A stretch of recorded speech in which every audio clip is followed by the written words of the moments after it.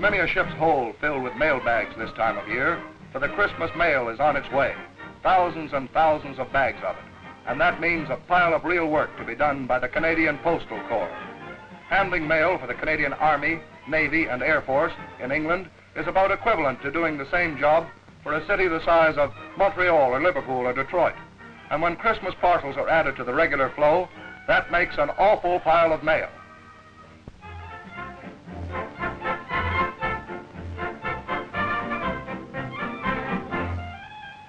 Don't worry, Joe. There must be something for you. The mail bags are brought from the various ports of arrival to the base post office for sorting. No matter how heavy the mail may be, it's a point of honor with the Postal Corps that everything received in the morning is resorted and sent out again the same night. Only a smooth running system makes this possible. Most of the men have had many years' experience in the civilian post offices in Canada and are well used to the annual headaches of Christmas mail. The bags are sealed and ready for delivery to their various destinations, units, headquarters, and detachments.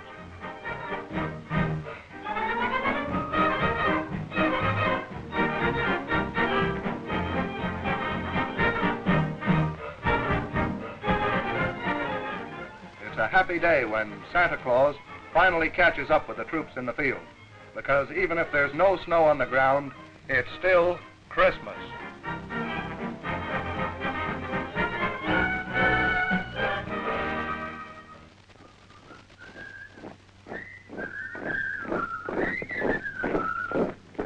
In 1885, Billy Buchanan was a drummer boy with the Royal Winnipeg Rifles. In 1942, now a Portsmouth accountant, he visited his old regiment. It was a memorable occasion for Billy Buchanan at being with the unit in its first battle. It happened at Fish Creek during the Riel Rebellion. The newly organized Rifles had marched some 300 miles through the bush when they ran into a mixed force of half-breeds and Indians. Bitter fighting started. The enemy were crack shots, and they had good cover, but the riflemen were too much for them.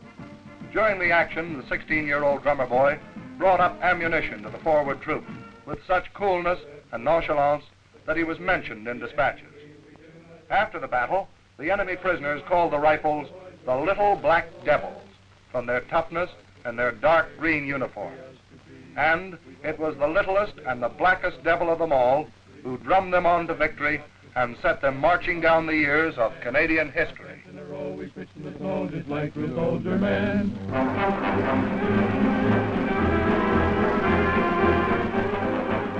Beneath a once abandoned minehead in a lonely corner of the mountains of Britain, the jackhammers of Canadian miners are writing their own page in the history of the war.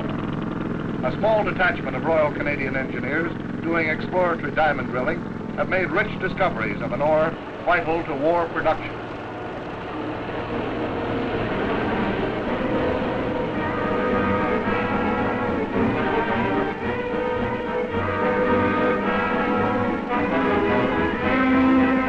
The diamond bit of the drill must be perfectly true to cut its way through rock. Each little diamond must be carefully set in place by skilled hands.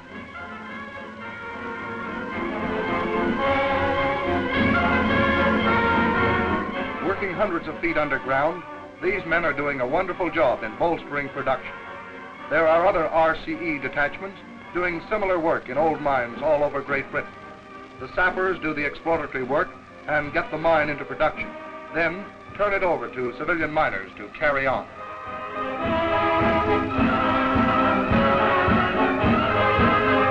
Far from any town or village, laundry becomes a problem that needs personal attention. As a matter of fact, the whole establishment is run along happy family lines, and the meals are well worth writing home about. What's that on the table? Sinkers. The inevitable cribboard is traditional with Canadians, but nearly equally traditional is the equally inevitable dartboard. But meanwhile, work goes on. Another shift takes over, and a weary crew returns to the circus. For there's no rest in work like this. 3 8-hour shifts keep development going ahead every minute of the day. It's a tough job, but a vital one, and a big one for 10 men and a sergeant.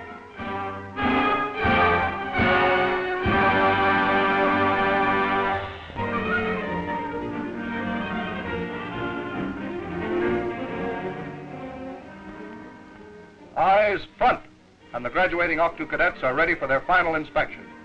Rifles moved up to the slope with a time precision worthy of the Brigade of Guards, and snapped to a faultless present as the inspecting officer, Brigadier Marcel Noel, came on parade.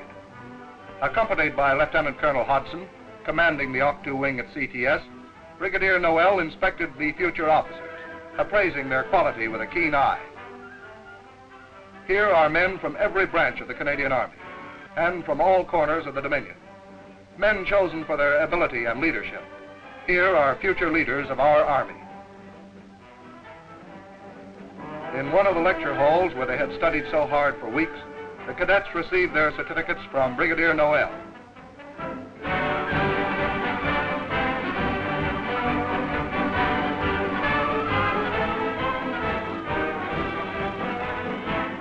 Theirs is indeed an enviable trust, but one of great responsibility, the King's Commission.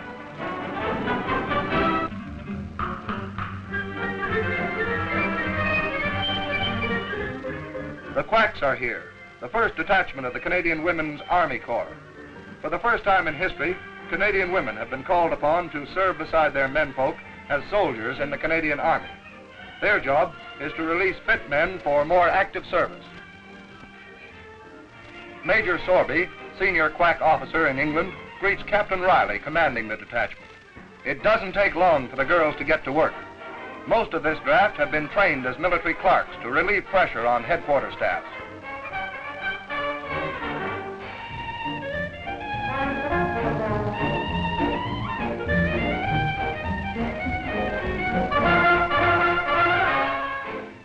And here's a Quack draftswoman. Incidentally, this gal draws trades pay. The girls live in barracks, and in spite of the feminine influence, it's still an Army setup.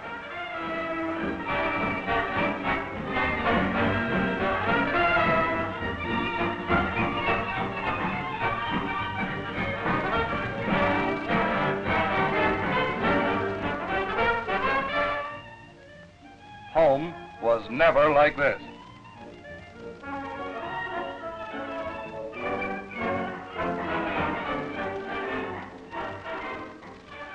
But you're in the Army now, gals, so don't forget the old spit and polish.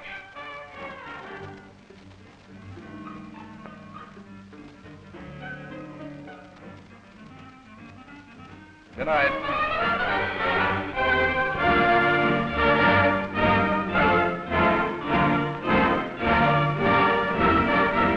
On December 17, 1939, the first Canadians landed in Britain, vanguard of a great army. They came to finish the job that their fathers had begun a quarter of a century before.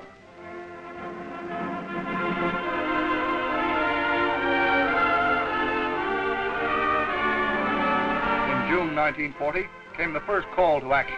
In high spirits, they marched to the ships on their way to France, itching for a fight. Once across the Channel, the Canadians penetrated more than 200 miles. But with the tragic collapse of France came the order to return to Britain. In the dark days after Dunkirk, almost the only trained and equipped troops between Hitler and London were General MacNaughton's Canadians, who stood guard throughout those days of high tension. While hurricanes swept the sky, Canadian ack-ack batteries blazed at the Luftwaffe from the ground, playing their part in the Battle of Britain. The first great combined operation was in September 1941, when Pott's polar pirates beat the Germans to the draw at Spitsbergen. This was scorched earth on a grand scale. Radio stations, transformers, warehouses, coal mines, blasted to hell to clear the sea route to the fighting Russians.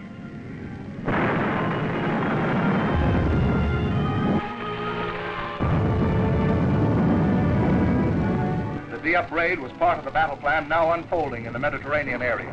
This diversionary attack kept large numbers of German troops nailed to the Channel. It helped Montgomery and Eisenhower to hit the Germans a crushing blow on the flank and break the Axis power in North Africa.